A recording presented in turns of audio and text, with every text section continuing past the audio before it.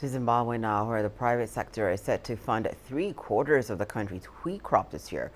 With more on how this is playing an increasing role in boosting Zimbabwe's food security, here's Farai Makutuya. In 2022, Zimbabwe produced its highest ever wheat harvest.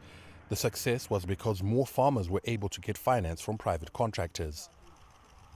The Southern African nation is aiming to repeat the trick by allowing private players to fund 55,000 out of the 90,000 hectares being targeted for this season's crop.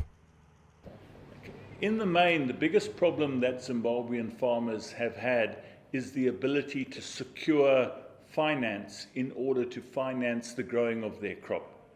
So by involving the private sector, by creating a full value chain, what you're basically doing is ensuring that the farmer is financed so that he can A, grow the crop and grow the crop efficiently.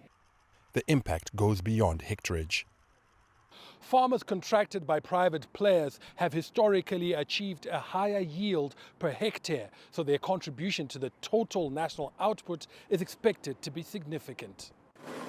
Private contractors also guarantee a market for harvested wheat through offtake agreements and provide farmers with logistical and technical support.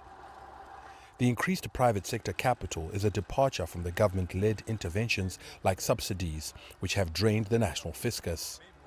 The burden is now shifted from the fiscus, which has never been a sustainable way of funding agriculture. Well, it's good for the farmer because subsidy has always been a good price for the farmer, and then the maize is sold to industry at a low price. But it has been inflationary.